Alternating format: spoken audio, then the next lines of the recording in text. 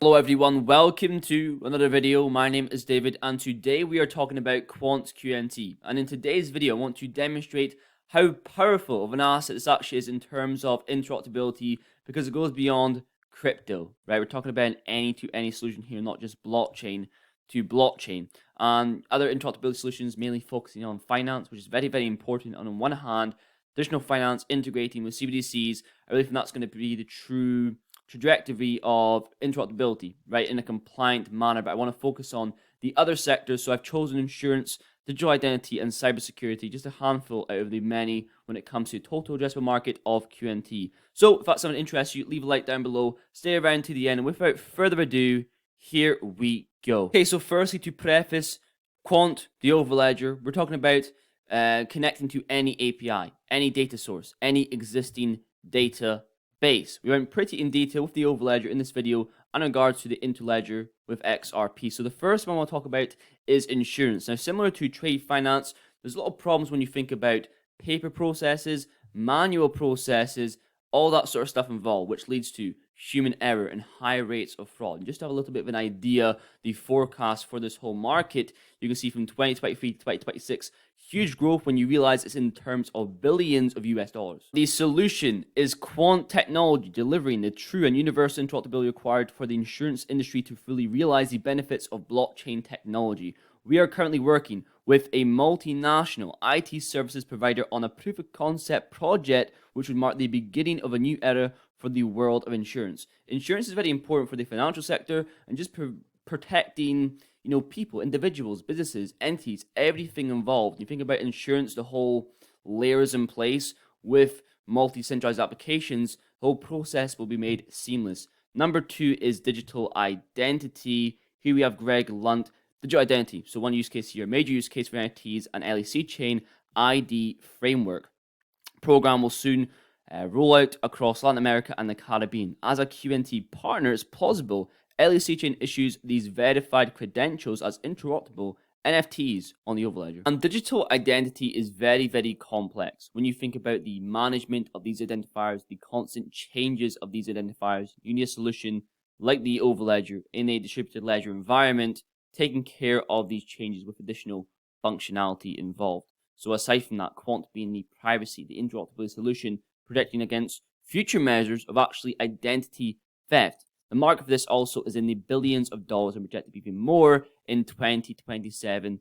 This is huge. Now, number 3, cybersecurity. Let's look at the roots. Let's look at the foundations when it comes to the CEO and founder Gilbert Verdian having 20 plus years of experience in cybersecurity. And he also published a paper on cybersecurity and risk considerations for CBDCs with the Digital Pound Foundation, covering what policymakers, central banks, and market participants should consider for their CBDC implementation. I will leave it down below for you guys to check out. And we know how big of a problem this is. Here is the 15 biggest cybersecurity attacks in 2022 alone. These are insane. So we can see here just a couple I'm going to read out. China's attack on networks of 6 US state government systems.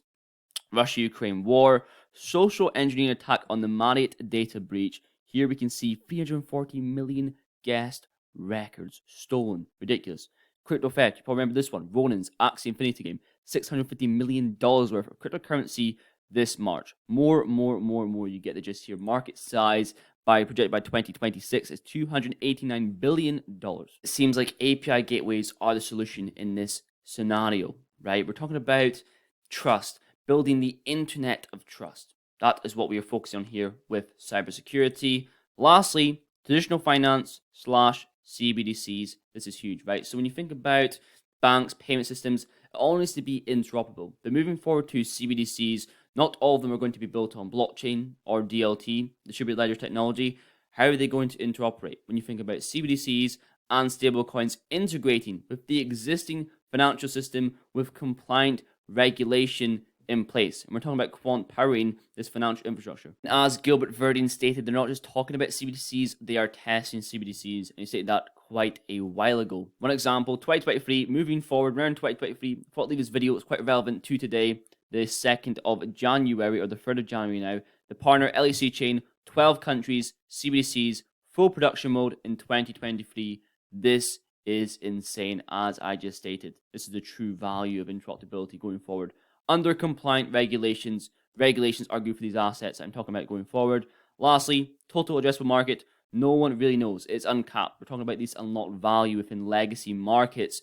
Interoperating L's value. You cannot put a number on that, but here are just some examples in some sectors involved when it comes to the interoperability solution that is any to any. So, paired with elite tokenomics as well, it's quite certain that QNT is a good buy. So what are we doing? Are we buying now? Are we waiting? Well, I think everyone is waiting for lower prices. Now, usually in these charts, the least voted answer, other than the other option, is usually correct. So the lowest voted answer there is $40 to $20. Could we really see that low? Well, just focusing on crypto, all the situations that have happened, it looks like we bottomed out, but the rest of the world does not look like we have bottomed out. But DCA takes care of the process, trust the process, and everything will work out. But it's fun video. Thank you very, very much for watching. Please leave a like down below, and I will see you guys in the next one.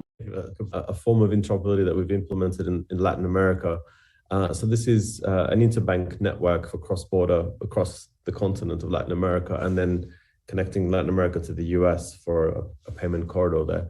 So what we've done is, working with the 12 countries, is allowed every commercial bank to hold their own DLT and have the relationship with their own customers. So all the onboarding, KYC, fraud, risk, etc., the relationship is still held with the commercial banks. What we didn't want to do is force every commercial bank to transform and adopt a single type of DLT because they've already got one, or they don't want to, they've invested. And then what we've done is allow that agnostic approach to connect to each other on a settlement layer between the banks as an interbank network. And that's agnostic to the underlying interoperable digital asset on the commercial bank side. So this then settles at the top layer with the CBDC, with the central bank RTGS system, which is a wholesale CBDC. So this system allows the use of different types of technology, making it interoperable, but it just makes it cross-border from day one. And we've seen this work, which is what we've been doing for the last year, and it's going into production in 2023 in Latin America for LACchain.